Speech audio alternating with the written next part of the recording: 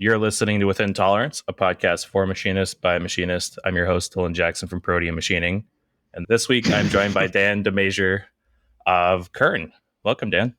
Hey, thanks for having me. My pleasure. So, for those who don't follow you on Instagram, who are you? What do you do? Where do they know you from? All that good stuff. So yeah, I'm IGS Dan on Instagram, and I work for a company called Kern Precision. So I represent Kern Microtechnic for the U.S. For the East Coast for sales. I'm a salesman. Unfortunately, I have that inglorious title, but I also represent Inolite, so diamond turning lathes built in Germany, and 6C Tools, so PCD tools made in Switzerland. Awesome. Okay. I didn't realize that you sold 6C as well. I know that Tom from Inspiration Metalworks had used some of those, and I was curious where to even buy those if I ever needed them. So that's great. Now you know. Yeah. Just shoot me a DM and I can hook you up. Awesome. Well, so let's get to how you got to be where you are now. What's your background in manufacturing? Sure. So I guess I'll start way back. I mean, starting from like grade school, sort of like a lot of people, I guess I was, hands on with like Legos and sort of, mechanically inclined a bit, but also really into computers and stuff like that. So just kind of a fun little tidbit of information is a lot of people ask, where's the IGS come from in my screen name? So in high school, I was using Macromedia Flash for animation stuff. So if you feel like going on the internet and Googling IGS Dan and stick figure animation, you'll find a whole bunch of stuff from like 20 years ago of stick figures getting harmed in hilarious ways. So that's where the IGS comes from. Is Image Gear Studios was my studio name, which is kind of funny, but it just sort of stuck, and I haven't bothered changing it since. So I remember using Flash a bunch. Like I took a, after school class on like how to make little video games and stuff. And, Newgrounds was super big when I was in yeah, school. So exactly. So you can actually still go on Newgrounds and find, I don't know, four or five of my creations from back in the day, which is just kind of hilarious to think about. that's super Um, cool. so yeah, that's sort of how I started getting involved with sort of the computer side. Was, Flash animation is, I don't know how you describe it exactly, but it got me comfortable with using software that would sort of ease me into doing CAD CAM stuff, I guess. So that got me comfortable with that as well. I ran a website, so it was HTML programming and things like that. So that sort of got me comfy on that side. And then as I got older, 16-ish, I sort of dropped, doing animation stuff and got into working on cars. So like my first car was a Nissan 240SX, 1997. So it was an S14. And my father was pretty adamant that I got an automatic transmission on my first car, and Oh, I, no. I rebelled against him. And in my summer vacation before senior year, I did a manual transmission swap on that. And so I was kind of hooked on working on cars and stuff like that. My father actually in this period of time was a machinist, but he didn't really like communicate how cool machining was. So for me, I didn't even really know anything about it. I had seen, the knee mills he worked on, things like that. But at that point, they were just kind of lame because he'd track home some swarf stuck in his shoe and it would scratch my foot when I walked on the carpet. So I didn't correlate that this was actually something that I'd be interested in someday. So it was just kind of a funny side note. Really interesting. I actually had a kind of similar experience. So I think it was either my first job or my second job. I worked for like a sum total of a week at an engine machine shop. This was Yeah. before I had ever touched, known what machining was or anything. And I was just doing it because a friend got me the job. And it was literally outside in like a painter's suit in the heat of Arizona summers, cleaning engine blocks for him to machine. So I didn't last long. But, he had a shop full of, hones and mills and all this stuff. And at the time, I had zero interest in it. I was like, whatever, I'll just do this job. And then Right. looking back on it, it's like, oh man, I could have learned so much. That would have been I, cool. I know. I wish I could go back and just tell myself like maybe go back to the shop with your dad and ask some questions and then he'll probably like you'll see the passion come out. But anyway, can't do that now. Yeah. So, but yeah, let's see. So yeah, that was high school. Was pretty into cars. I was not a very good student. Unfortunately, I just didn't apply myself like a lot of a lot of kids didn't see the benefit in really pouring in the effort, which was regrettable because I did kind of want to go to college, but I just didn't didn't even care enough to put that effort forth. So I basically narrowed down my choices to doing, working on cars for a living, which at the time seemed really great because, yeah, I love working with my hands, love working on cars. We had a representative from Universal Technical Institute come to our high school and do a presentation. And I was like, this is the way forward. I'm sure of it. So when I graduated, I went and took their technical course, year-long course. For anyone who's got kids, I'm sure there's not a lot of kids looking to become mechanics listening to the podcast. If so, I would discourage going to Universal Technical Institute, or tell your kids, if they're thinking about it, just send them to a local tech school, technical community college, something like that. Costs way less money. They'll learn just about all the same things and save a whole bunch of money in the long term. But otherwise, working on cars, I did that for about 7 years. So yeah, factory technician for Ford, Nissan, and Mazda, and it was a totally good living. It's something I certainly can't knock, and respect anyone who decides to do that as their career choice. For me, after doing it for a while, I started to, I got into working on cars because I loved it. It was like my passion, and was, obsessed with, at that time I started doing autocross, and I was, obsessed with modifying my 240, and yeah, loved getting into the details with that stuff. But when you start working in that as a career, you start to see the people who've been doing it for 30 years, and they are just worn down to the nub, basically. Like they lost their passion a long time ago, and their health is bad. They've got bad backs and bad knees, and they're just tired and grumpy and disheveled all the time. Yeah. So it's like the writing was on the wall pretty much. And I came home some days and was just like, this is gonna consume me. Like I can't continue to do this and still say that I love it. So it was around this like 2011 time frame that my brother, Neil, who's on Instagram as well, it's at HSC Pro, he started working for Datron. So Datron's got an office here in southern New Hampshire. He started working for them as like an inside sales rep. And he started telling me about, oh, this is actually pretty cool, and it's machine tools, something you might be interested in. And I thought, no, that's, I know machining from what my dad did, and surely it's not something that I'd be interested in. But eventually I got to go there for a visit, and I met Chris Hopkins, who's also on Instagram. I think he's at C Hopkins Max or something like that. At the time, he was like the lead applications engineer there. And I got to know him. We went out and had a beer and a burger and got to shoot guns, and that was a great time. So I liked Chris from the get go. So I started talking to him a little bit, and I was like, hey, is this seems kind of cool. Is it hard to get into? And he's like, you don't want to do it. He was trying to discourage it for whatever reason. I'll never fully understand why. But, some time passed, and I worked on cars some more, and my brother kept telling me about Datron and how cool things were. And yeah, eventually they finished an expansion to a second building to build a new tech center in the New Hampshire office. And Neil said, yeah, come along for the open house event.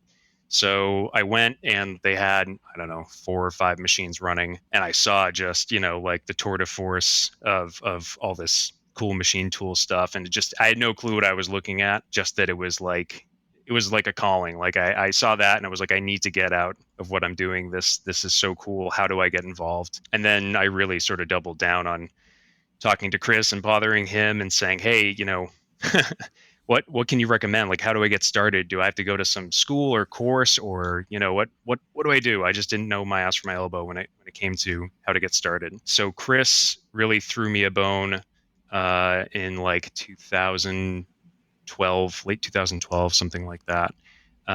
He said, hey, all right, if you really want to get started, what would help is if you learn some CAD CAM software. It's kind of maybe a little bit backwards to start with CAD CAM instead of learning machining, but I took whatever opportunity I could get.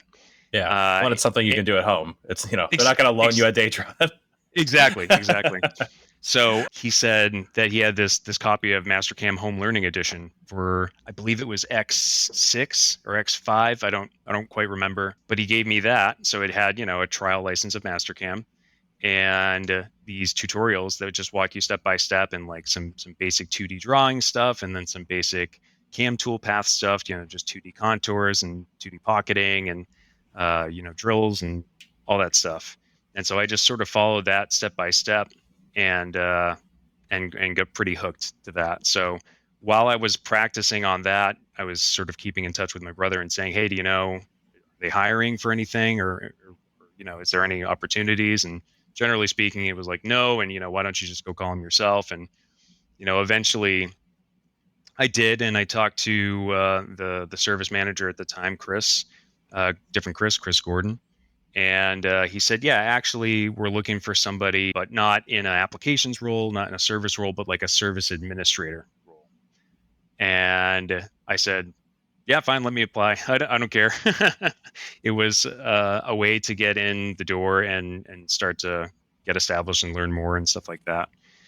So I had to go through a pretty comprehensive interview process because they were reluctant about hiring Neil's brother. So I went in for, I don't know, 2 or 3 interviews, something like that, and then eventually got the okay, and started there in February 2013. Just like, taking service calls and creating service cases, and following up with customers and things like that. Sort of out of my depth, but at the same time, it was not super difficult work. I was already sort of used to working with customers in automotive repair, so it Right. was like it was actually kind of a nice fit. But I made it pretty clear, like with the amount of time I'd spend out in the tech center, watching things being cut and then asking questions and, fiddling around with Mastercam. And eventually, I I had a friend that worked at the dealership that I used to work for. And he said, hey, do you think you could mill something for me? And I was just like, yeah, maybe. I'm like, what are we talking? How complicated? And all it was an EGR block off plate. So That's a great first maybe part. exactly, it was like just a flange and without a hole in it, just two holes for bolts, and had to match the gasket. So I drew it up in Mastercam and applied some rudimentary toolpaths. I just posted my video of this the other day, and it was horrifically bad machining strategy. It was like uh, one end mill, full depth of cut, as slow as possible on a vacuum chuck. So it was like the first run was not successful. No surprise there. But after a couple of tries, I managed to cut that part. And I'll never forget, I was just like holding the pendant and jumping up and down with excitement. Like, I can actually do this. Like, super psyched. So that sort of enthusiasm became sort of apparent in the company. And they moved me to like a half service, half applications role, which I did for about 6 months, 6 months to a year, something along those lines, and then eventually sort of transitioned into an applications role. So, the focus sort of shifted over I was there at Datron for about 7.5 years. And I think it started off mostly with just training people, how to use the control, the basics, doing installations on machines, but then doing some test cuts. So it's pretty common, no matter what manufacturer you're talking to, that a customer is going to want to see a test cut to validate the equipment, make sure the tolerances are good, et cetera. So I was doing a lot of that. And then it transitioned into maybe the customer needs a turnkey solution, whether it had automation or they needed custom macro programming done. So I got very comfortable with that. And yeah, that went on in that fashion for about four years or so, until I started doing applications project management, which was basically working as sort of the in between the rest of the applications department and our sales department. Because yeah, if the sales department just goes directly to the applications engineers, then sometimes some things would get by that shouldn't be there, parts that belong on a lathe or not a Datron, for instance. So I was sort of the gatekeeper there, and was also still doing test cuts and demonstrations and things like that at the same time. That went on for about 2 years, until that brought us to roughly 2019, late 2019, something like that, where I started focusing a little bit more on the marketing side. A lot of the social media stuff that Datron was putting up at the time, I was contributing to, overseeing, and doing things like webinars, yeah, creating video content, writing blog articles, all sorts of stuff like that. So yeah, that was right before COVID in that early 2020 range.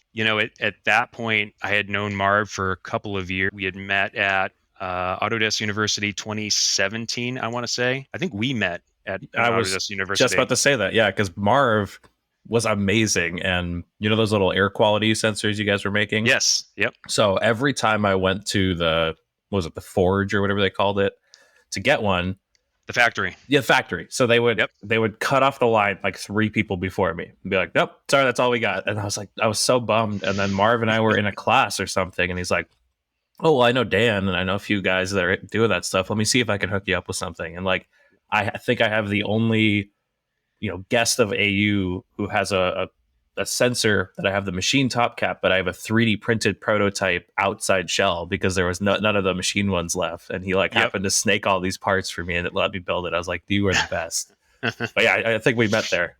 Yep. So yeah, I'd known him since actually before that because he started posting stuff on Instagram, and I was like, "Who are you?" And he was like the most remarkable dude that I had met at Datron in a while, and just like, I mean, there's a bunch of good guys at Datron, so if they're listening, then I'm not trying to single out Marv, but it's just we built a pretty close relationship.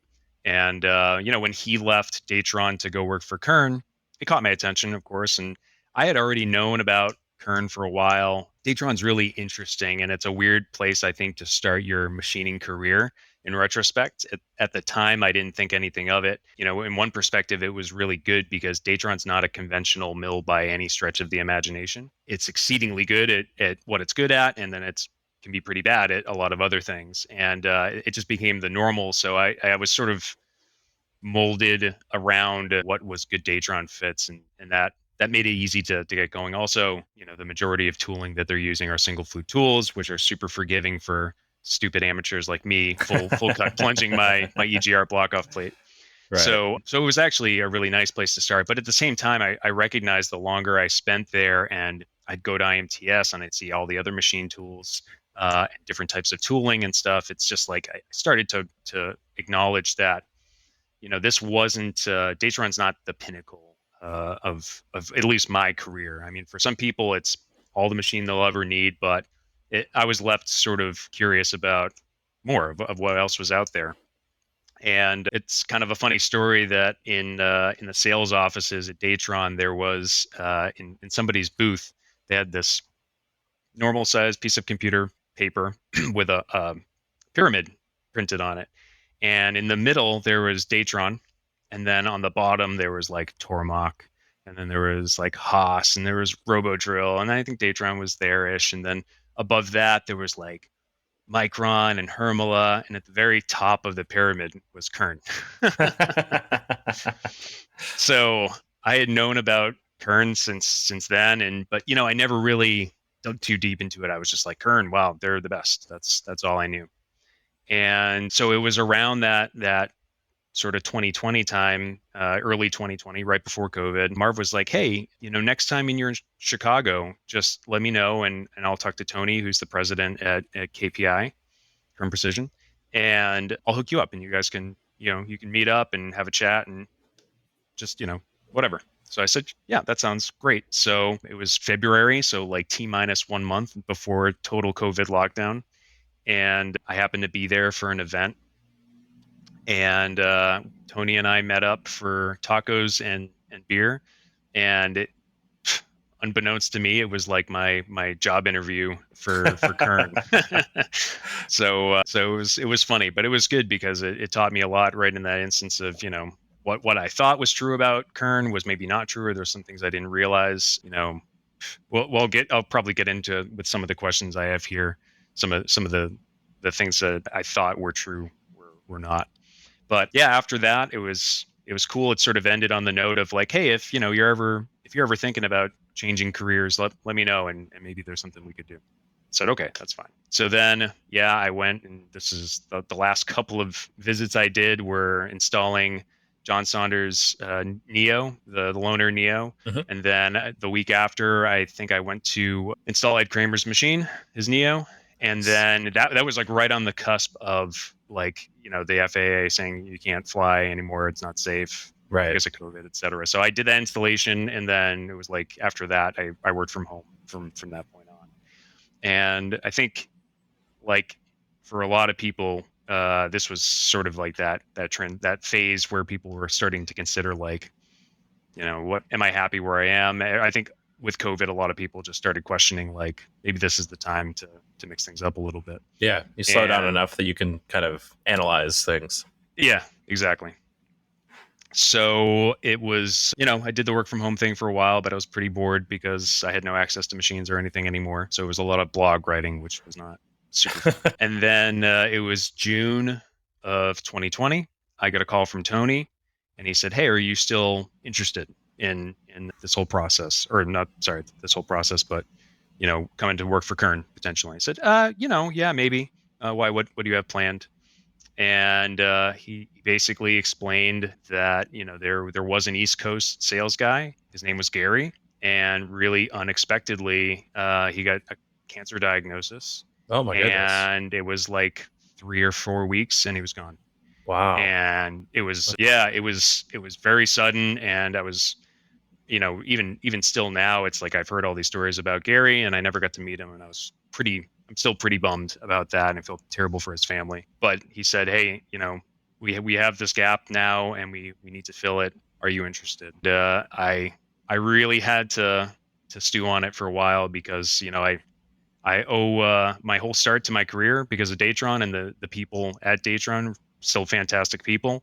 I keep in touch with Chris, for instance, and the service guy Sean, the lead service guy, and others. So it's like they're kind of like family to me.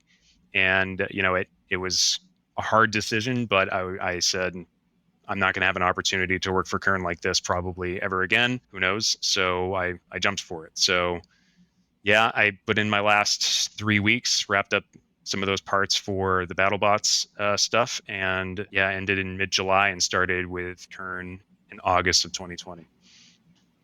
And yeah, my role, like I mentioned, is yeah, East Coast sales manager, and I've been doing that ever since.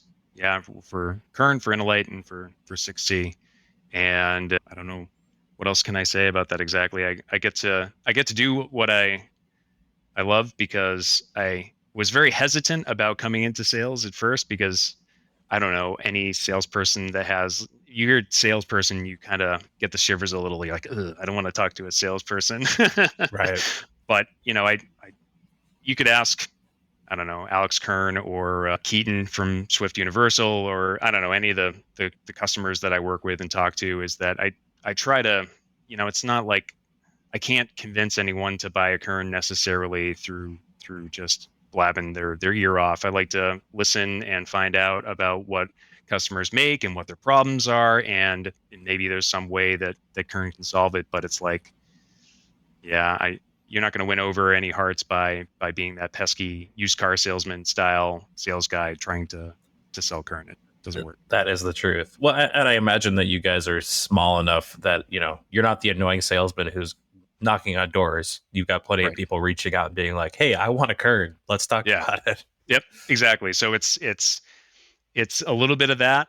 I mean, what we've done on Instagram has helped out for sure, just in raising awareness about the brand. The community has been fantastic to work with, just from the professional perspective, and then just as like an independent user myself. Like I love having the Instagram community for, I mean, all sorts of things. Like we'll get into more details with the Dantron and stuff later. Like it wouldn't be possible without help from these guys. So that's definitely part of it. And yeah, you can't go knocking on doors and saying, "Do you want to buy a Kern?" It's basically impossible. It is, still part of my job to like raise awareness about the brand because a lot of shops aren't on Instagram. So it's, trying to raise awareness about who Kern is and what we do. And yeah, it's just cool working for a brand that doesn't have the normal sort of technical limitations. Like we seriously pride ourselves in making the absolute best equipment. So Yeah. I don't know.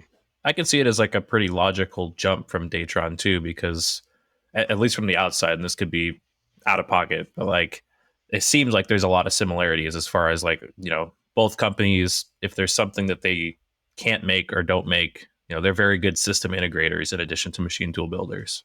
Yeah.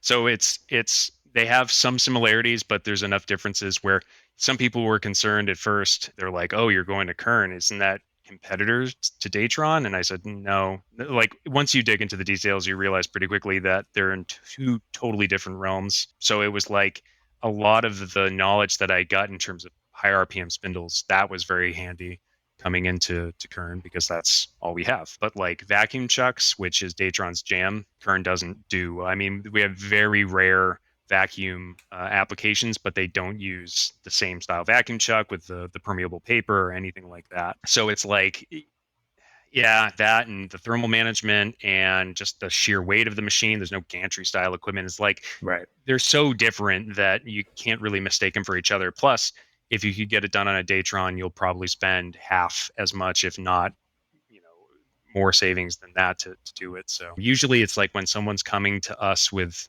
a problem, they've already been rejected for, most other equipment won't do. That's where, yeah, we have to solve the problem. Right.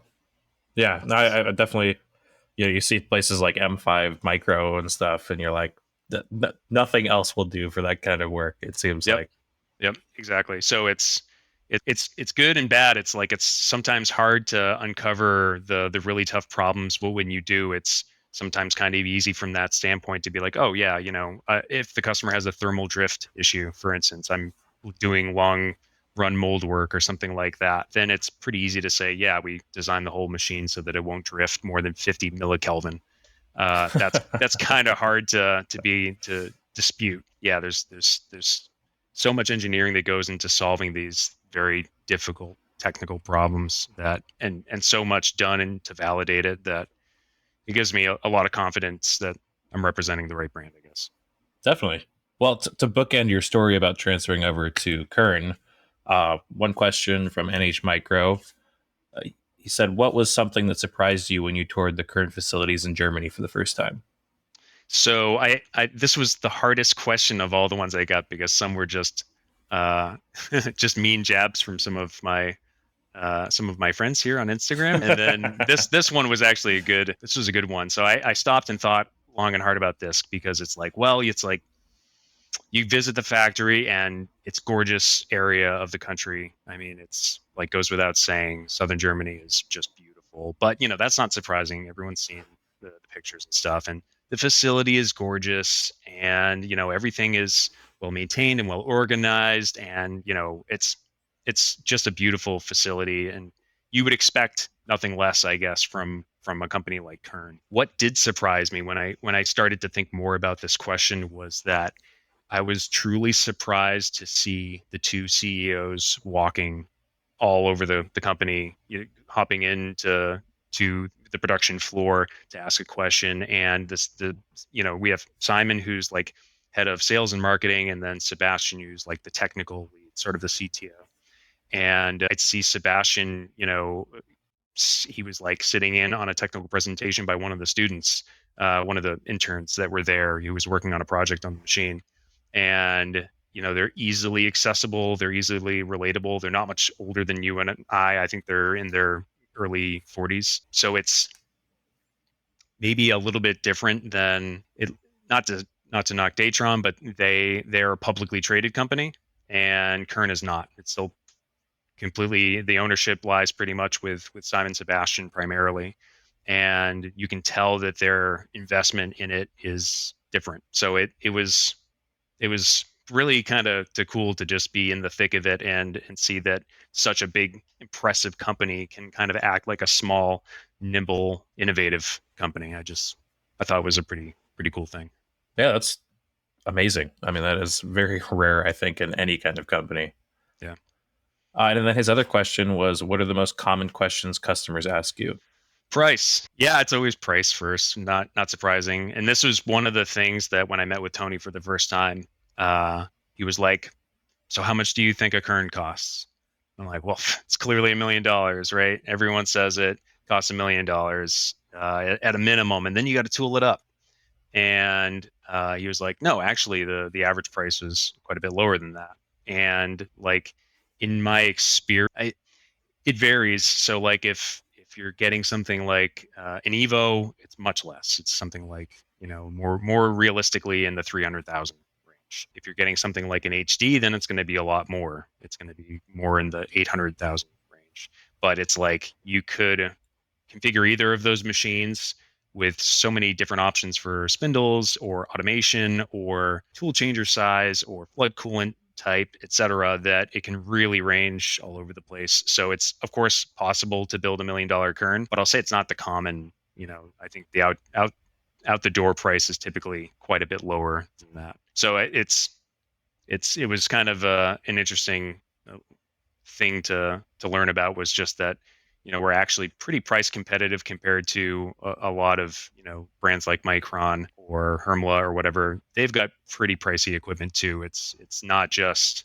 us. It's not like we're an outlier. So that was something that surprised me. And yeah, it's definitely the most common question, not surprisingly. But that, and what sort of industries do you serve, is a pretty common one, which if I had to answer it is like a lot in semiconductor, a lot in defense, a lot in medical. That seems to be growing for sure, whether it's like implants or instruments. It sort of runs the gambit. And some of it, of course, we can't talk too much about because of NDAs, et cetera. But it's pretty well diverse.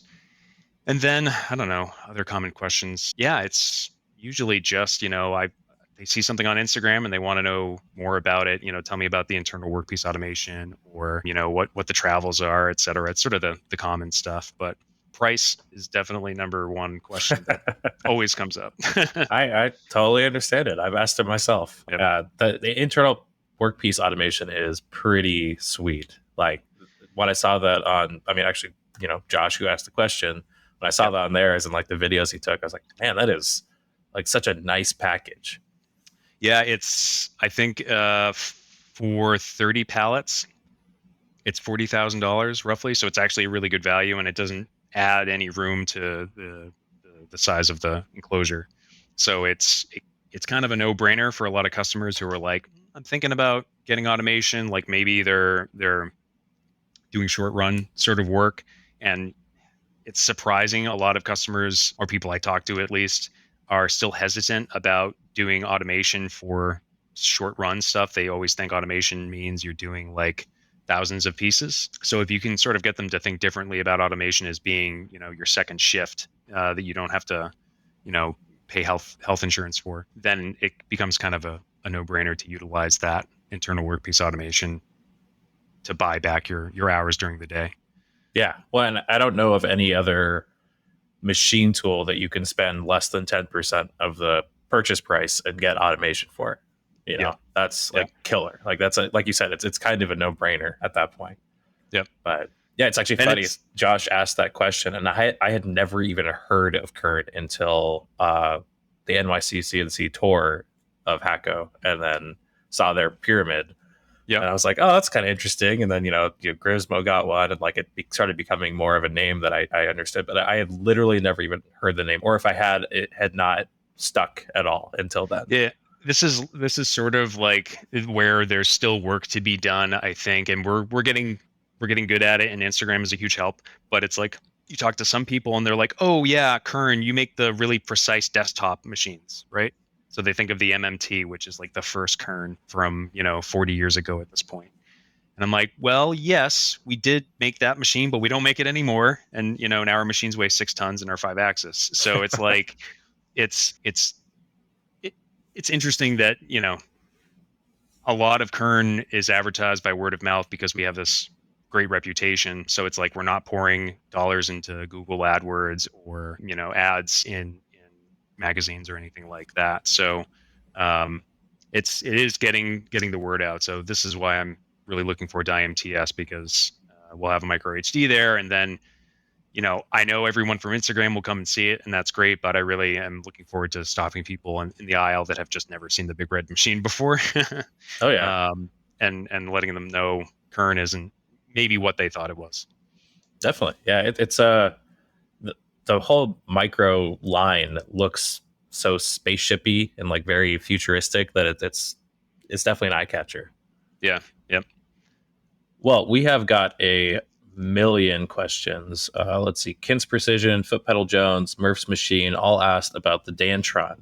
And so let's get into that is, where it's at, what's the next update, all that good stuff. So I'll give the quick backstory on the Dantron for any listeners that haven't seen it on my Instagram, but this was probably 2018, I think.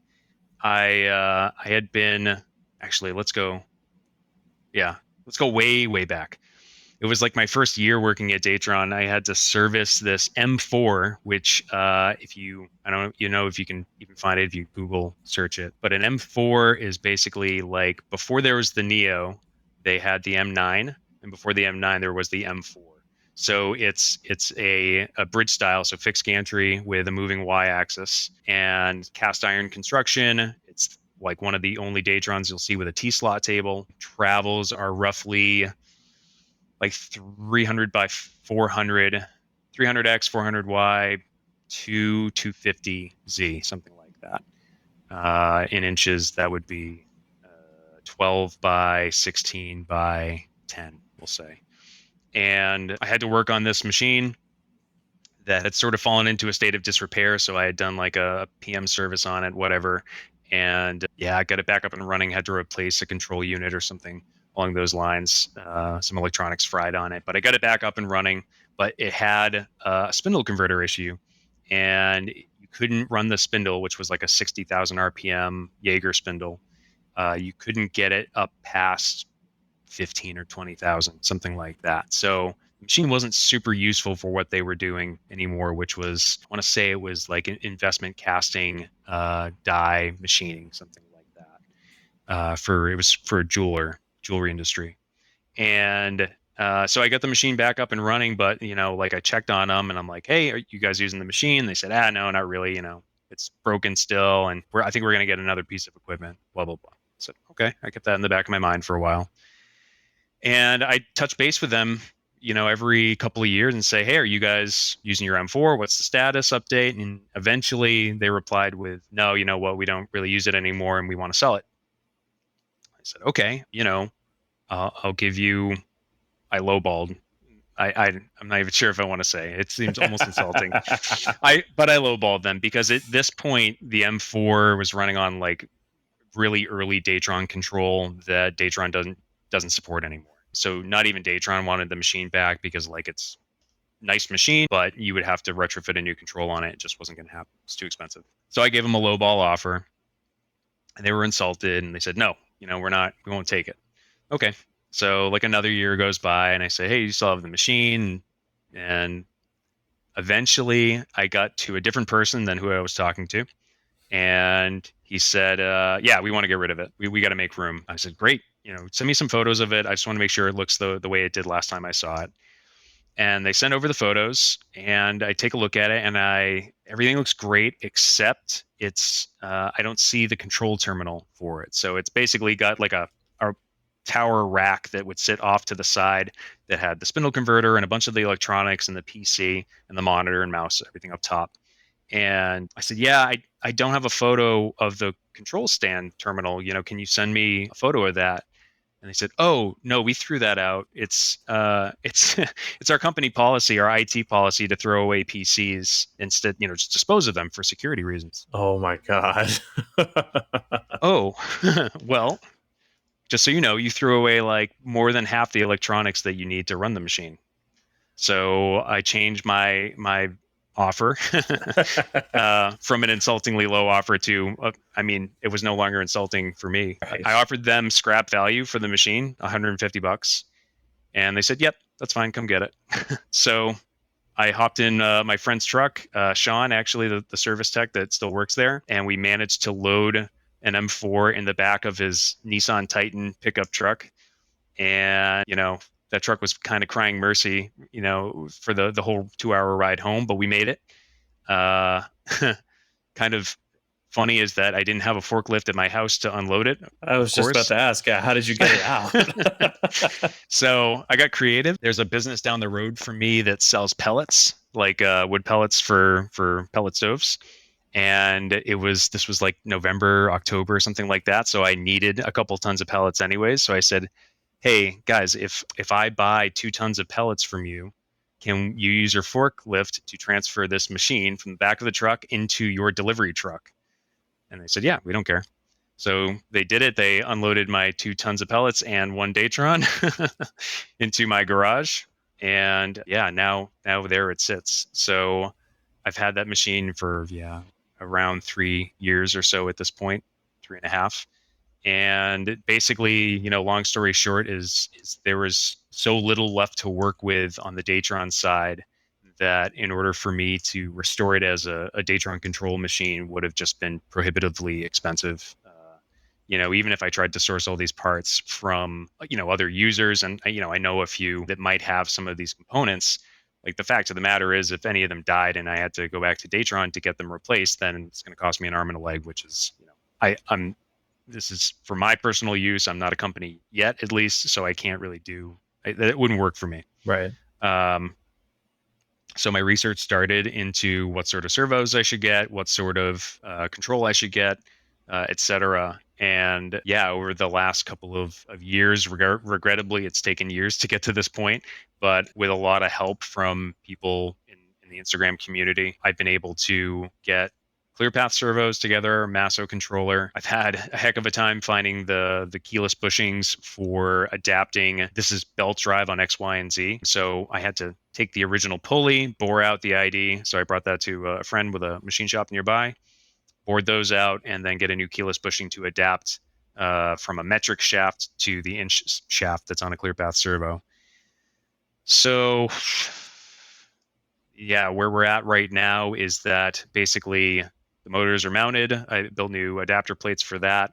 I have all the wiring, power supplies, etc. I've started doing some servo tuning on the Z-axis, and yeah, my issue is just setting the time aside to peck away at it, because what's happened so far is it's been a matter of like, all right, I'll work on this when I have a nice chunk of time. And when do I have a nice chunk of time? Usually the holiday break at the end of the year. So you'll see a burst of activity around December, January. And then I'm like, all right, now I'm going to like set aside, one night a week, I'm going to go out and work on it. And inevitably it just doesn't happen, because once the winter break is over, it's just like back to business as usual and get involved with family stuff and work stuff. So where I'm at now is really just trying to find a realistic plan for sacrificing a few hours every weekend or something along those lines to chip away at the machine and get it going. So to everyone who's helped me along the way, if I had to name some names: David Burrell from Neo 7 CNC, Matt Hurdle from Pocket NC, Ed Kramer, Versa CNC. Everyone has been like a huge wealth of knowledge and help, and I'm still working on it, and it will get finished. I promise. So what's left to do? You said maybe servo tuning, and then what else? Yeah, so it's pretty much, once the servos are tuned, then it's a matter of, on the control side, basically just wiring that in and setting the travel limits. So I've got to put proximity switches on X and Y. I've already got a limit switch in Z, so that's all set. I'm going to leave the tool changer for last. So one of the parts I was able to get from Matt is one of the test spindles that they were using on the Pocket NC Solo. So it's a HSK 25 spindle, 30,000 RPM. They ended up not going with that spindle because it's air cooled instead of liquid cooled. That's a small sacrifice to make for a garage machine. So I need to build a spindle mount for that as well. Yeah, I have a probe for the machine as well, but it's the Datron style probe, which flips up out of the way. So I need to figure if I can even make that work through Masso control. So it's going to be kind of a long journey. I think it will start off with master control, and then it may inevitably end up on Mach 4 or something like that if I can't make it do what I want. Or Linux CNC is probably the other realistic replacement. But yeah, it's a lot of that. I have in my shop news, I have an idea that I wanted to, I don't know, maybe bounce around a little bit and see what you thought about it for the other thing I need to tackle, which is an electronics enclosure for all the power supplies and things like that. So, but we'll get into that later. Okay. Very cool. Oh, and I guess part of the question that I saw here from Alex Kintz, the goal for the Datron in terms of like what do I actually want to do with this? When I got the machine, I just wanted the machine, and I didn't know what I was going to do with it, and I still don't know exactly what I'm going to do with it. What I'd like is to have a machine that's capable enough with an ATC that holds somewhat decent tolerances that if I can come up with a product idea, which I've had a few ideas here and there, no lightning in a bottle, but that I would like to be able to have this, operational just as sort of some side income and for doing some personal projects and stuff like that. Something nice to fall back on for sure, because I certainly do miss running a machine on a day-to-day basis. And a Shapeoko gets you it will help scratch that itch, but it's I mean, like anyone with, I'm sure, like stepping up into a brother, it scratches that itch, but then you'll probably want to step into something more like everyone else has. I mean, John Grimsmo started with a Grizzly mill and now has a Kern. So, right, exactly, and he's not stopping. Yeah. Well, and especially in prototyping, like I am, and with my customers, there's the ever push towards like, hey, can you make this just perfect? Like, can I just give you a model and you make a perfect thing? And it's like, oh, yeah, I'll give it a shot. Yeah. Thanks. Yeah. Press print. Right. Yeah. Let's see. MKE Machine asked, has it been difficult transitioning from an apps role to a sales role? So no, I guess the reason it hasn't been is that it was sort of the logical transition. I've known of a few application engineers in the past that have moved into a sales role before. Actually, one of them still works at Datron. He was sort of like my colleague there in applications, Kevin Mulhern. He was like my go-to applications, cohort. They were both working on similar projects at the same time, but he was a much more experienced machinist than I was by comparison. So he had a lot more of the traditional knowledge. So I knew I could sort of always turn to him if I needed some advice or some brutal honesty on how I was programming something or my feeds and speeds, etc. And likewise, if I knew something about macro programming that he didn't, we would share that. But he was a very, very good applications engineer. And before I left Datron, he ended up going into sales there, which was a big surprise. But it made total sense when you stopped and thought about, not generally speaking, but occasionally working at Datron, I'd have to work with a salesperson that they hired in that didn't have any machining background or outside of the machine tool industry. And it was a lot of hand holding on the application side, especially when it came time to do a customer demonstration or something like that. And they had got them so far as to get them in the door, but when you start doing a demo, then it's like your product knowledge just shines through, and then they start turning to you for answers and things like that. That it sort of got to the point where I was like, why am I in? I'm helping these sales guys out, and they're doing well, but it's like I'm not really reaping any benefits from that necessarily. Besides the company doing well, so that's always good. But it's like maybe I could do sales. So when Kevin left to do that, it really got me thinking about maybe I could do sales if I could get over the title. So it actually that's sort of what Tony convinced me of, is like when he asked me about doing sales for Kern, was like, we need technical salespeople. You can't just be like the used car salesman type and sell a Kern. It will never work. So he's basically convinced me that having that app's real world hands-on knowledge, having done there and been having been there and done that, it helps to make sure that I not only know what I'm talking about, but I'm not going to try to sell something to somebody not knowing if it's actually going to work. Right. Because I had been in that position before when a salesperson, wrote a check that I couldn't cash. There's something special about having salesmen that know the product, or at least know how to cut metal. I can very easily tell when I start, showing salespeople parts that we've made or something, or talking tolerances, like you can either see that they are engaged and understand what I'm talking about, or it just like they glossed over, like, yeah, Yep. Yep. Here's That's a nice. brochure. Like, Yep. Yeah. So yeah, I guess I just try to stick with the reason I love doing apps was because I like to think that I'm kind of a CNC nerd a bit. I mean, otherwise I probably wouldn't have a Datron in my garage. So yeah, I just sort of nerd out with my customers, and that works out pretty well. And yeah, it as long as we can enjoy the conversation, then yeah, that's all that matters. for sure. Another great question from Alex Kern. He's got a two-parter. Who was your biggest teacher in your career, and how did they prepare you for your eventual entry into the inner sanctums of vultures?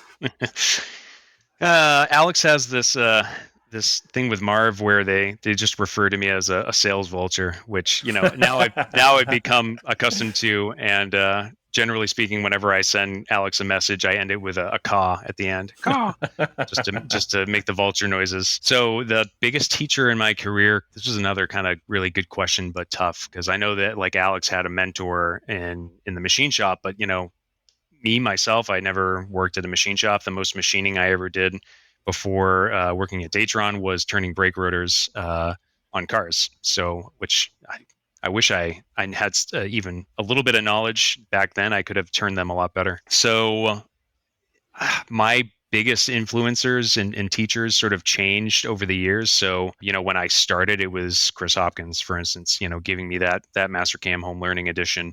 And, he had a lot of the knowledge that I needed to get started with programming and feeds and speeds and things like that. But it was tough because he ended up going to run the West Coast office in June of 2013. So I only had a small overlap with him. So it was a lot of calling him on the phone and begging for help. But when Kevin Mulhern started at Datron, then he was, just having him, by my side to yeah, have the practical knowledge, bounce ideas off of, became really invaluable. So I progressed a lot in working with him. And also there was like this competitive nature between the two of us that we always wanted to sort of outdo each other. And that, I know that moved me forward a lot to be better at what I was doing. So yeah, in the sales perspective too, my brother, he doesn't work at Datron anymore, but he still has been in sales for a long time. But I would put him in that sort of category of, the honest sales guy. If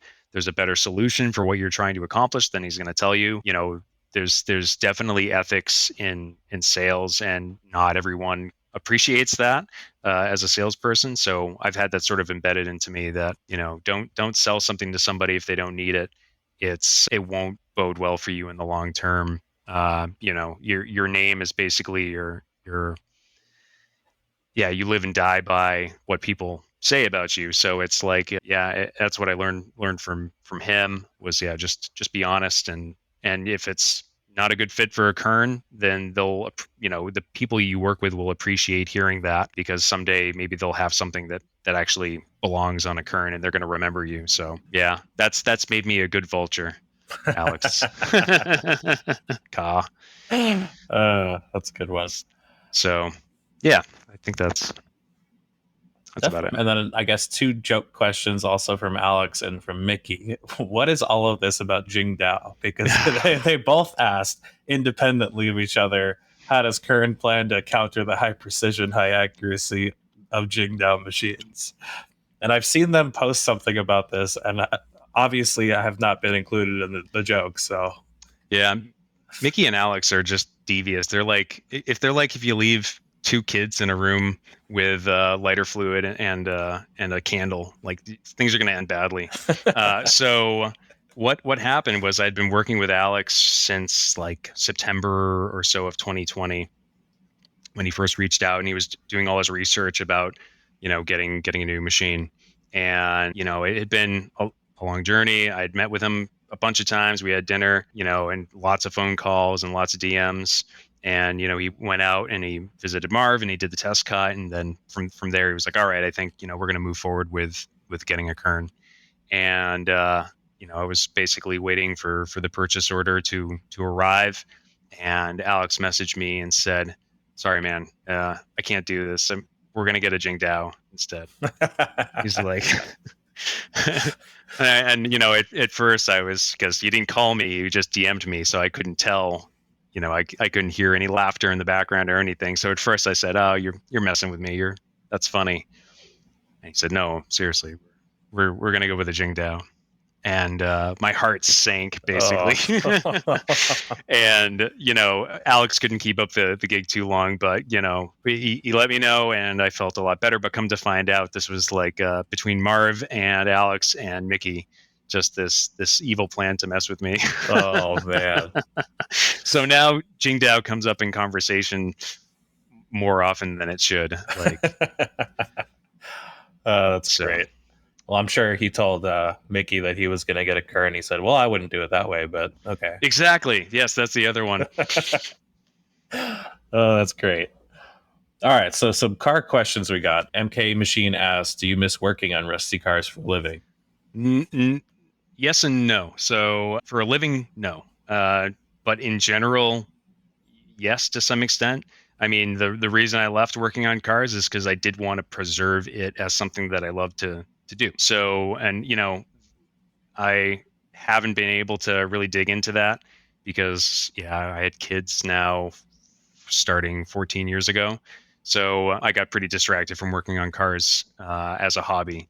So I just started getting back into that. I picked up a 2008 Miata, NC Miata, last year, just for having fun with and taking autocross and messing around with on the track, but also bringing my son into the fold in terms of like getting his hands dirty and doing the brakes with him or replacing the coolant reservoir, things like that. I wanted to get him involved and also have something with a manual transmission to learn on. So he's already done that. Now we're on like lesson number 5 of how to drive a stick. So Nice. he's doing pretty well with that. So, but yeah, I definitely did miss working on cars to some extent. It's I think you can kind of relate it to working on a machine, is that sometimes you just want to open up Fusion and cam something and go and concentrate on cutting it and just like zone out everything else. I know, yeah, there were occasions when I worked at Datron where I'd wait for everyone to leave at 5 o'clock before I started cutting apart because I could just like zone in on that and focus. So there is something definitely peaceful about just saying, yep, yeah, gonna, I don't know, fix whatever on my car and turn the music up loud and just focus on that for a little bit. So, yeah, long story short, working on cars for a living, hard pass. Working on cars for a hobby is fantastic. Awesome. Yeah, when I I was think. going to ask you when you mentioned you worked at Ford, Nissan, and Mazda, I was going to ask, which one did you prefer? Clearly from your purchase, you must have liked your Mazdas. Yeah, so I mean, I started at Ford because it was a job, and I only did that for about a year. But the dealership I worked at closed down, and then I was pretty excited to work at Nissan because I had my 240SX, and I really loved that car. But I was pretty disillusioned because the 240 I had was in an era when it was Nissan was sole ownership of Nissan. Right. And in like 2001 or 2002, they became like majority owned by Renault, French company. And those are the cars that I had to work on, which had like recalls. I don't know. The first year of the Altima had like 8 recalls for all sorts of stupid stuff. The floorboards would rot out on them like after 5 years. I mean, it's a New England thing that happens, but also like some cars last, 10, 15 years, and other cars would last like 5 years. So yeah, the quality was just bad. Yeah. So I was pretty bummed that working for Nissan wasn't as such a glorious product as I had hoped for. And the dealership I worked for just kind of stunk too. So when I left there and went to Mazda, I didn't really expect too much, but I sort of came to find out that the product was quite a bit better. So yeah, now we're kind of a Mazda family to some extent. We've got a CX-5 and an MX-5, though the company car that I'm driving is German because, I mean, German brand. It makes Of complete course. sense. Yeah, of course. So So yeah, but for just sort of getting the family around and then for messing around with, it's hard to beat something like an MX-5. Though an MR2 would be pretty good as well. They're not bad. Yeah, I don't know that the thin J10 would hold up to any New England shenanigans, but Yeah, yeah. My brother's got an MR2 from Arizona with like 200,000 miles on it, but no rust so far. But it's only coming out, in the seasons when there's no salt on the road. right. Yeah. So Yeah. Well, and I noticed that you went for a Mazda without a magic Dorito in it, which is probably a good idea as well. there's one for sale right down the road from my house that they're so tempting. Those were always the most fun to take out for a test drive after you work on them because nothing wails like a rotary engine at 9,000 RPM. But Right. yeah, when it explodes and it leaves you stranded, then that's not so good. So, Yeah. I had a friend I'll, in high school that was looking at like a bunch of different cars because he crashed his motorcycle and then got an insurance payout and was looking at a bunch of stuff. And one of them was a RX-8, and I was like, "Do not get it." I was like, "You will eat those Apex seals in a heartbeat. I've seen how you ride. I've seen how you drive." And he was like, "No, you're full of shit." And like literally 2 months later, it was like, "Yeah, so my car's down because it ate its Apex seals." I was like, "Oh, huh? you What don't who say. told you that?" Yeah. So it's like the ultimate tragedy because that engine's so cool, but it's so fundamentally flawed that I don't think it will ever make a mainstream return. I think I had heard about it being basically a generator for a hybrid car. I forget for what company. It might have been for Mazda, but I don't. I don't know if I'll ever see the light of day. It doesn't pass emission standards either, Right. but Yeah. modern standards. It's such a cool idea, like you said, and like the power per liter is through the roof, Yeah. but it is like such a fine line between exploding and not exploding. It's Yeah. like, and you got to inject oil, and like it's just an entirely different kind of motor. It's weird too because this is quite a tangent, but this is the stuff I love. Is they had a version of that engine in the Le Mans car for 2 years, I think. I think it was a three rotor or a four rotor, I forget. Yeah, and the But 787. yes, yep, exactly. So from what I had heard is that after they raced, they tore the engine apart and it showed no signs of appreciable wear. So it's basically with that engine, if you are beating the bag out of it, then it will work. Runs great in that case. But the minute you start grannying it and like shift at low RPMs and stuff like that, then it just pukes its guts out. Have you seen Rob Daum's four rotor RX-7? No. So he has like one of 3 four-rotor crankshafts in the world, and Wow. there's an episode of, what is it, This Versus That on Hoonigan, where he races the Hoonicorn, but he basically copied the Hoonicorn. So he has a very similar all-wheel drive system from Sadev and all that stuff, and it's, yeah, I think it makes 1,000 horsepower or something like that. Oh, It's just insane. I mean, it is an absolute monster. that's awesome. Yeah. Yeah, I had seen. I believe Travis Pastrana is with Hoonigan, or he's doing the Gymkhana stuff now. Yeah. To my knowledge, we went to Mount Washington, climbed to the clouds, which was there. They do a hill climb every 3 or 4 years, and so we saw him do his world record run last year with that his STI race That's car. awesome. It was wicked. So the onboard footage is insane. Like it just, the way they captured it was so perfect because you really feel like you're just on the edge and going to go over any second. If you ever, this makes me feel like a total wuss, but I drove up Mount Washington with my family, and it probably took us like an hour to do because you have people flying down in one direction, then you have sections of gravel, of course.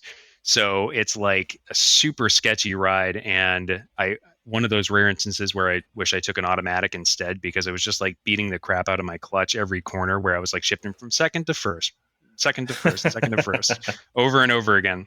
And I remember after doing that, it was just like white knuckle the whole time, and my kids were fighting, and I was like, "You better shut up, or we're all gonna die," in the back seat. And we got back down, and we were at dinner or something, and I found the Travis Pastrana run from like the year before, and I swear, having like PTSD watching him fly up the mountain. Just like, I was just here doing this, and that's not possible. Oh yeah, yeah. We went up Pikes Peak when I was a kid. We took a family trip to Colorado and went up Yeah. there. And I had a friend in college who actually won first place in the supermoto uh, class and went Really? up there. And like, yeah, it's just insane. Like you're like, okay, so it takes with traffic like 2 hours to the top, and you're like, you just did it in whatever. It's like, what? How? Like that's insane. Yeah, it's really hill climbs are so cool. Yeah. Well, speaking of racing, Inspiration Metalworks, Tom asked, what are you going to do to get better at autocross? All right. So this is complicated because, so like I mentioned, I used to do this a long time ago when I had my 240SX and really didn't know what I was doing. I mean, I was only 17, 18, something like that. And I put myself back in the novice class because I was like, let's just pretend I've never done this before and I'm starting over. And I want to try to stay in the C Street class that I'm in as long as I can, because like the minute you put lowered springs on it, it bumps you into a new class where people are just gonna smoke you. So I have some possibility of not that I'm trying to be super competitive at this stage, but it's nice to come home with like the little foam trophy that they give you when you place fifth. So mechanically, about all I can do to get better right now is a front sway bar. I already have 200 tread wear tires, which is like the lowest tread wear rating you can go before you're in a different class. Yeah, that's about it. You can technically there's some ways to cheat the system because like for 1 year Mazda made an MX-5 with like a limited slip and different springs and different sway bars and all this stuff. So like technically you can be in a stock class and have all these modifications, but you're basically bending the rule book. So, I also want to try to avoid falling into that pitfall where I just pour money into my car because I don't mind spending the money over a long term and like get the enjoyment out of it, but I don't want to, spend twice as much as what I bought it for in order to try to be competitive in the class. So really the rest of the season, I'll probably leave the car as is and just work on improving the problem behind the wheel, which is me. Yep. That's So always the it's cheapest mod, the driver mod. exactly, yeah, exactly. And it's like, yeah, I just knew from last weekend I did it. I could see my times go up, and then I pushed it too far, and it went back down. And I'm still learning like what tire pressures are right for these tires. And yeah, I should really go to one of the driving schools that they have. They're pretty good in this region about having a driving school 3-4 times a year that you can go to on the same course. It's an airfield that's basically abandoned that we have a mile loop that we can do there. So I should just go out one weekend, spend the money, and have a professional teach me what I'm doing wrong. So we'll see. For now, that's the goal, is just to improve, yeah, myself. Yeah, that's a great idea. I mean, I think that autocross is fairly focused on that anyway. I mean, there's only so Have you much. I you've done haven't it yet. yourself? No, I haven't. There's actually one here at a small airport up north, but I've never had a car together at the same time I had time to do it, which Yep. just kind of sucked. And like the MR2 has been sitting for, I don't know, 6 months now or something like that. So maybe once I put it back together, I'll try my hand at it. It's a humbling experience because you'll go there and feel pretty good about your car and you're like, I'm going to do all right. And then you finish and then you see that some, 20-year-old Ford Focus beat you in like not only did they beat you on time, but like if you compare it to the PAX numbers, so like if you adjust for what class they're in, they really beat you. They're in third place and you're in like ninth, and you're like, oh my god, I suck at this. So it's humbling for sure, and it's a ton of fun. So I'd recommend it for any listener. Just take what you've got, as long as it's not a truck, and yeah, go do it and have fun. Yeah, definitely. Well, that brings us on to shop news and new things. What's new in your world? So this is I wanted to talk quickly about the Datron and sort of pick brains on this. I don't you Dylan, you haven't done like a machine build on your own before, have you? I have not, though. Okay. So this is a listener question. Just send me a DM if you have answers for this. Part of my hang up in proceeding, I think like this is part of my issue in general with this project is doing too much research and being like, oh, I could go this direction or that direction. I don't know the servo is right or what control. Sometimes I just need to stop thinking and just buy something so I can find out if it works or doesn't. So the issue where I'm having that now is getting an electronics enclosure because you can go and get these like NEMA rated electronics housings, enclosures, whatever cabinets, but they're pretty expensive. Easily spending $500-600 on just a box to put your electronics in. Um, so I'm curious if anyone has an opinion on making their own. And my idea essentially is I have some space underneath where the table is that it's basically think like thick steel sheet metal frame holding up the table, and underneath there's quite a bit of space. We'll say something like 24 inches maybe of just empty space underneath. There's a really small chip tray that hangs close underneath the table for collecting chips, but underneath that, there's plenty of room for components that was going completely unused before. So what I'm thinking is modeling something in Fusion in the sheet metal extension and sending it to send cut send and folding it and silicone sealing the corners and basically creating an electronic enclosure, yeah, myself that I could potentially save a chunk of change, but also fit into usable space underneath. I'm reluctant on buying a cabinet separately because if it doesn't fit in the machine, then it just makes the footprint bigger. And I've got a decent amount of room in my garage, but not that much. So I want to try to keep it tidy as possible. Right. Are you planning on running flood coolant on this machine, or is it just going to be air mist like a Datron? Yeah, I was going to keep it in the Datron theme of using just some sort of spray mist. I'll probably start with the really cheap $30 option off Amazon or eBay. Eventually it would be nice to have something like the microjet system where that's a pressurized tank, so it's a much more steady stream. But yeah, in the long term, probably just that plus isopropyl alcohol because it's cheap and available. But yeah, no flood coolant Okay. plans for this machine.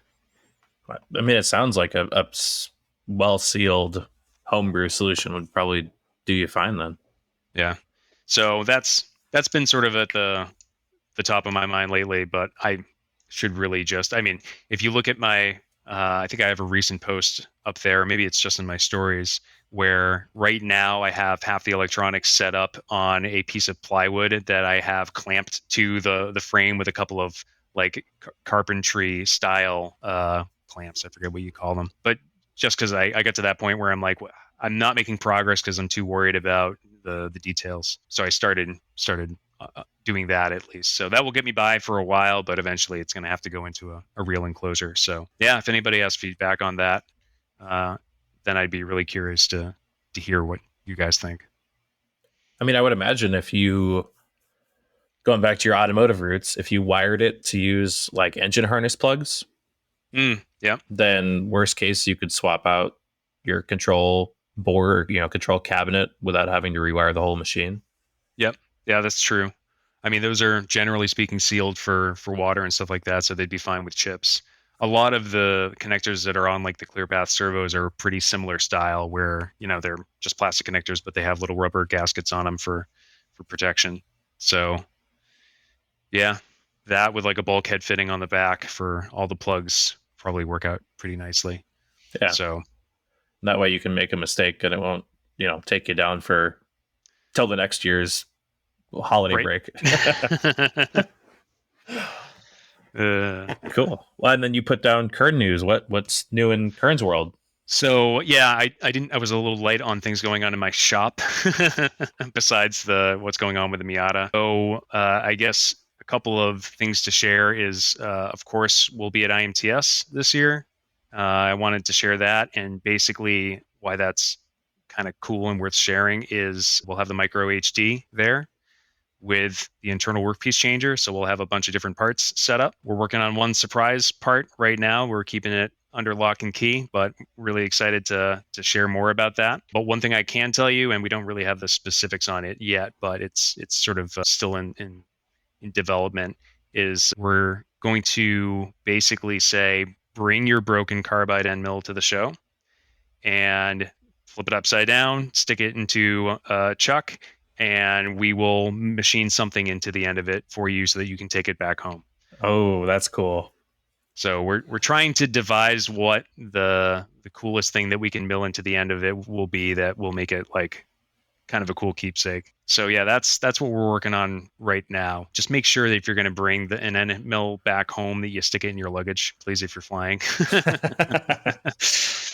Yeah, I wonder how they'd react to that. Like, TSA does not like it when you bring cutting tools through security. And I know that because, yeah, I did that once by accident, like left a customer site from an installation and was like rushed to the airport and realized that I had like just a few cutting tools in my backpack.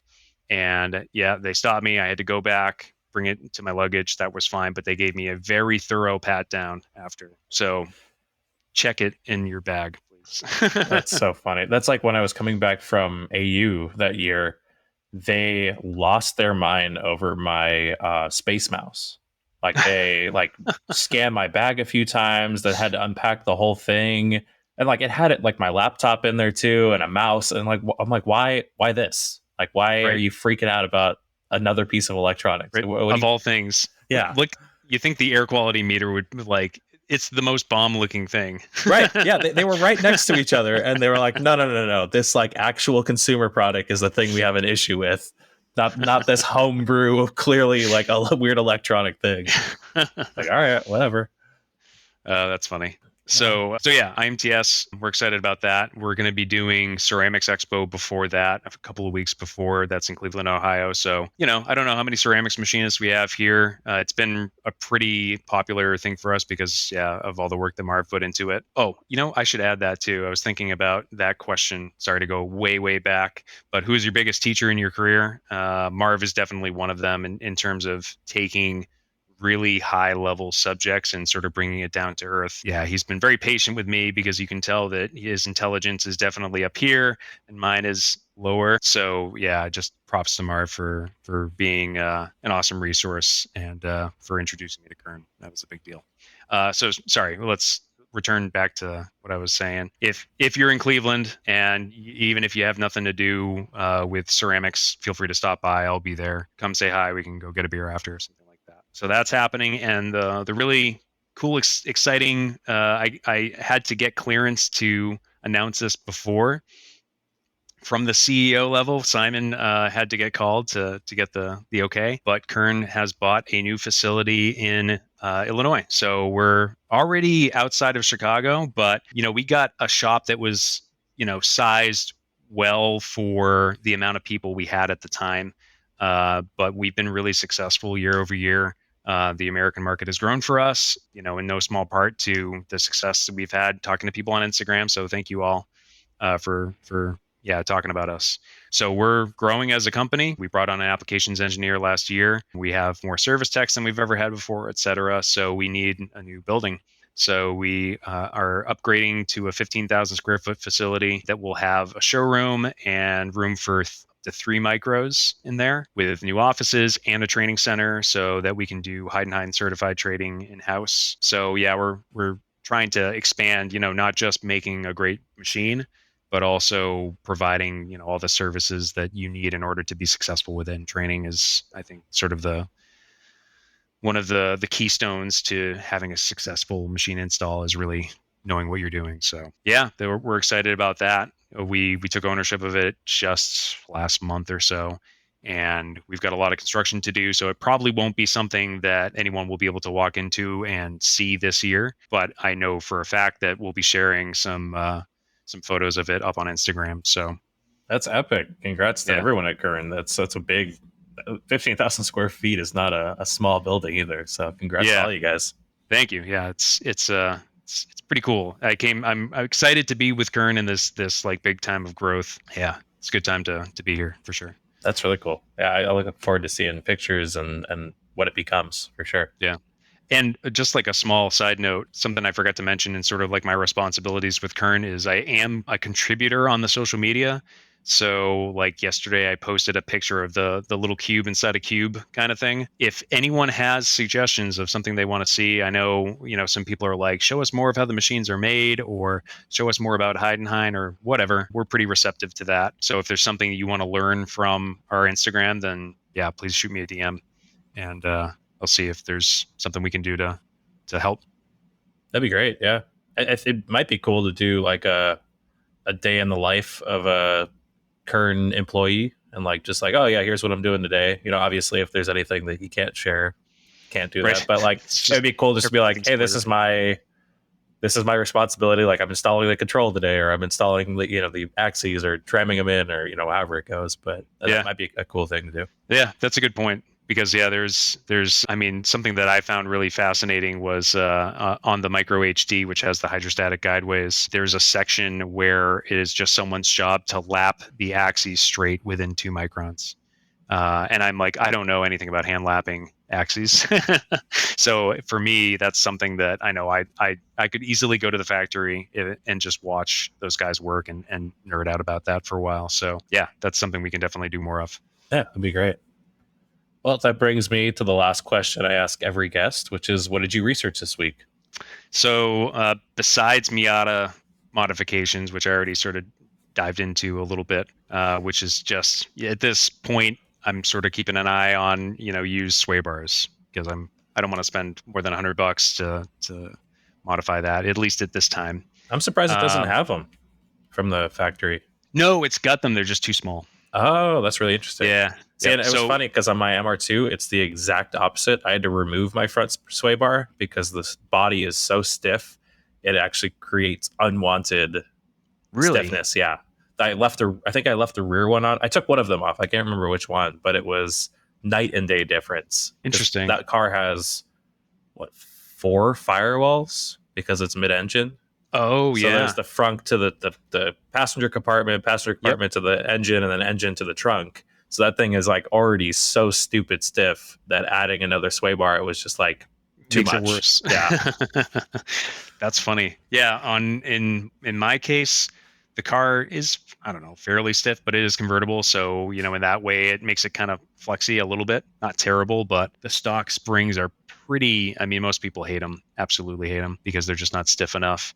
But I cannot change them in this class. So the next best thing you can do is the class allows you to change one sway bar, front or rear. So front is probably what I'll go for. I already got a shorter sidewall tire that helped, but yeah, it's still very. A lot of people call this generation of Miata the Mi Yacht, like a boat Miata, because it's like the biggest one, but it happens to be the one that I fit in the best because I'm 6'3" or 6'4" roughly. So I don't mind the yacht, but yeah, it does mean that it's a little bit more heavy and a little bit more, yeah, boat-like Right. in the turns.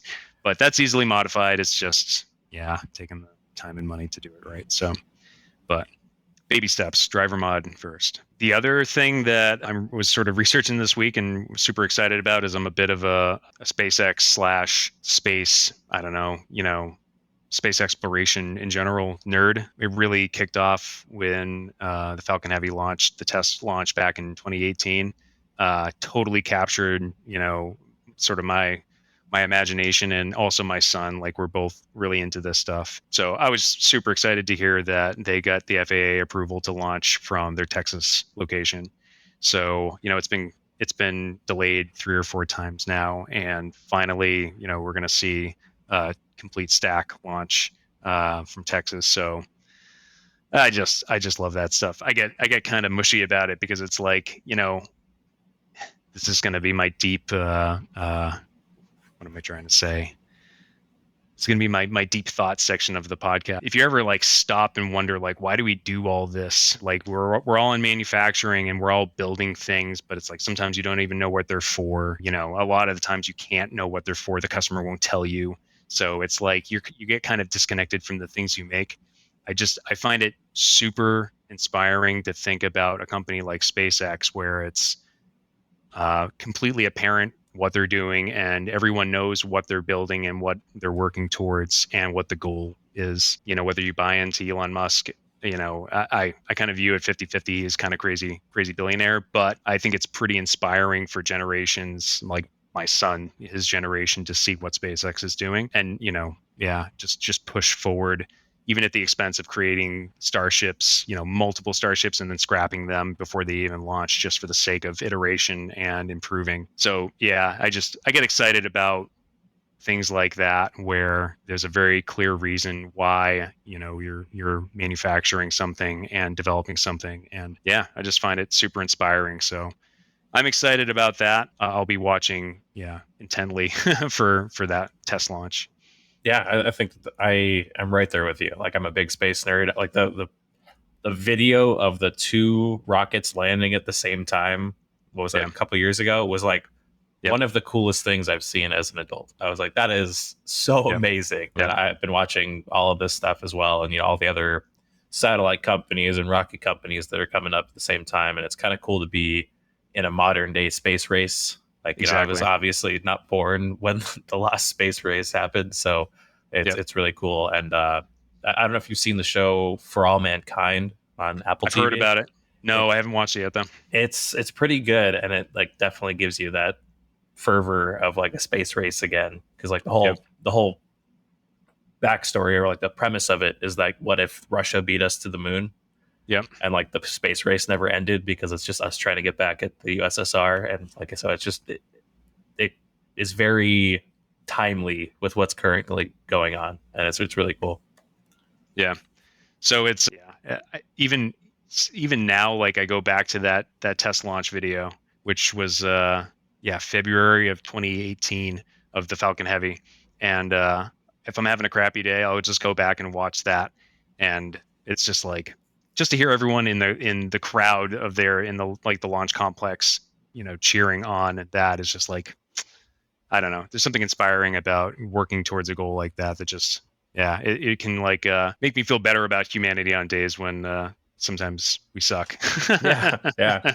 Well, and I think, to your point too, it's really cool to see companies in general that are not afraid to fail. I love that And SpaceX posted that video of like a year or so ago of all of the failed attempts to land, and rockets exploding and stuff. yep, And like, you know, NASA did not work like that. Like, it was, everything was stuck in bureaucracy for years before we even attempted anything. And SpaceX is right. like, let's just chuck some stuff into space and see where this all goes. Exactly. Even like Blue Origin, I mean, they're an independent company, but they're doing it kind of the old-fashioned way. And you've seen, the I forget if it's New Shepard, or yeah, I think it's New Shepard, is the little hopper that is suborbital. It's neat, but like, and now they're sending space tourists up, but that doesn't really accomplish anything. And I think that's, worth some criticism right there. Is just like, if the goal is just to launch rich people up into space and come back down, then that's arguably pretty lame. But what SpaceX is doing is really pioneering, and they're just doing it so quickly. Yeah, it's just super rad. I love that stuff. It Yeah, seems like there's a lot of companies. I know there was some company out of Colorado or something that tests in Alaska and shoots stuff up, and then could be Astra, maybe. There's a whole bunch. I mean, this is, when I'm researching, what I research every week is watching Scott Manley on YouTube, who basically does like a every week he'll say, what happened this week. China launched some rockets, SpaceX launched some rockets, this was announced, etc. So that's how I keep up to date with that kind of stuff. But yeah, it's a good time to be involved in not just manufacturing, but watching this develop in front of our eyes is super cool. yeah, it is. And then there's that company, I can't remember what it's called, but it's the one that is using the giant slingshot and vacuum, more or Oh, less. yeah, I forget what they're called, but I know what you're talking about. Yeah, what are they called? I'm sure if I just Google space slingshot, Space it'll Slingshot. it'll come up, because of course the first post was giant space slingshot. It's called spin launch. That's what it is. Spin launch. Yeah, Yeah, that one's I, another I cool one. I like the concept, but I think I forget what the statistic is. But like, once it leaves the slingshot, it's already at like 100 G's of force. Yeah. Oh So yeah. it's like, what can you launch with that? Like small CubeSats. That's about it, because like nothing else would tolerate that amount of force being put onto it. So um, it's cool though. It's like, we have to. It's another instance where like, well, we might as well try, because we don't know what we don't know until we actually do it. So Yeah. Um, There's a lot of companies doing weird stuff like that. We've got one locally called Worldview that's doing giant balloons to bring stuff to space. And like, actually, really? I think they're partially funded by that whole rich people want to go to space thing too, because one of their projects is like a giant thing that'll bring people up for space tourism. But part of their thing, I think, is also bringing up satellites and stuff in a very slow, controlled method because it's Yeah. just, slow balloons. Yep. Cost effective though. Yeah. Yeah. So yeah. So that's sort of what I try to research when I'm not doing everything else. Yeah, definitely. Well, Dan, thank you so much for taking the time. It's been great to kind of Yeah. get to, put a face to the name. I know we met at AU, but like that's been years now, and it's kind of good to catch up and Yeah. hear your whole story and how you got to where you are. Yeah, it's been my pleasure. And hey, before I sign off, how are things? I know you're both full time now, you and Brad. Yes, we are for like a week now, and it has been amazing. Oh my Awesome. goodness! Like I think we were both a little nervous about it at first. Me, just because I've been like alone now for what 8 months, Yep. and Brad because it's kind of jumping off into something new. But man, even just in the past week, like our local BMW motorcycle dealership, I've got a good relationship with them because I bought a bike from them, and they called me yesterday and they had a tool that wasn't fitting a bike, and they're like, "Hey, can you come down and check it out and modify it?" And we're so slammed right now that like there's no way I could have done it. And then I was like, "Oh, well, Brad can just do it." And so like I texted him, I was like, Yeah. "Hey, I got some lathe work for you when you come in." And so he did that. And then like there's had been another part that I've been pushing off for a customer locally that's really understanding. Like he has me make batches of this one part whenever we have time. And I just haven't had time. And I was like, "Oh, hey Brad, can you figure out how to fit that in the TC? Like we never run it in there, but just can you figure it out?" And he's like, "Yeah, sure." And like he got those running yesterday and has already almost finished the entire lot that I needed to run. And I'm like, this is epic. This is really nice. That's So awesome. we Yeah. we might need to replace the TC before the end of the year with maybe another Speedio or something. Or I really don't know where we're going to go next. We're going to kind of see where IMTS takes us and all of Yeah. that. But it'd be really nice to have another Speedio and add that to the fleet and have him be able to run more complex parts and stuff that needs 3D machining and all that. Yeah. That's awesome. Well, hey, congrats. Thanks. I also want to just like add one other thing too before I forget is I really appreciate this podcast. For one, I think I mentioned to you it's very timely, and I'm not trying to throw shade because Josh Hacko is my man, but I so wish I could hear more episodes with like regularity of the Precision Microcast. Yeah, But it's like, Josh, Adam, we all yeah, want more. guys. But I understand there's a lot of research and time that goes into that podcast where this is a different format. What I will say is I'm privy to some episode that's coming up, one or two of them that are going to be really good. So I'm excited for that. But what I can say is, as someone who's in manufacturing but never worked in a shop, or I've run obviously quite a few CNC machines, but mostly just from one brand or the other, but doesn't have that practical experience. I love this podcast because it lets me hear people's actual experiences with machines and what's going on in their businesses. And I think it's something that more people in sort of a sales role could benefit from is actually, being putting yourself in the shoes of a small business owner and understanding what the day-to-day struggles are like. And it's like, how do you can't sell to people if you don't understand what they're experiencing, essentially. So yeah, I feel pretty fortunate that I get to listen to this and sort of get a sneak behind the curtain kind of what everyone's up to and what their struggles are and how they overcome it. And so yeah, thank you. It's awesome to be here, but it's even better to listen.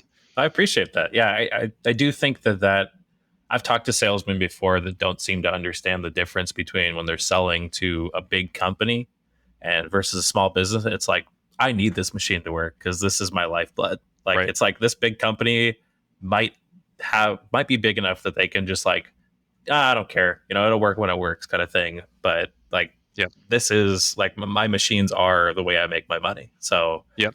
yeah, Exactly. I'm glad that comes across and that it is helpful for you. Yeah. And I mean, that's something with Kern too, is like, we of course have huge customers, right? Big names, whatever. But then we also have like John Grimsmo level people, and sometimes smaller, that have our equipment. And I mean, it's they go through similar struggles as to what I hear of people who are on your podcast. So it's just good to keep a pulse of what's going on in real machine shops, not just huge conglomerate companies. Well, I appreciate that, definitely. Yeah. And real quick before we close, new Patreon thank yous to Doyen and Johnny. Thanks for joining the Patreon to help support episodes like this. And thanks again, Dan. I really appreciate you coming on and taking the time. Absolutely. Thank you, Dylan. And thanks everyone for listening. I'll be back next week.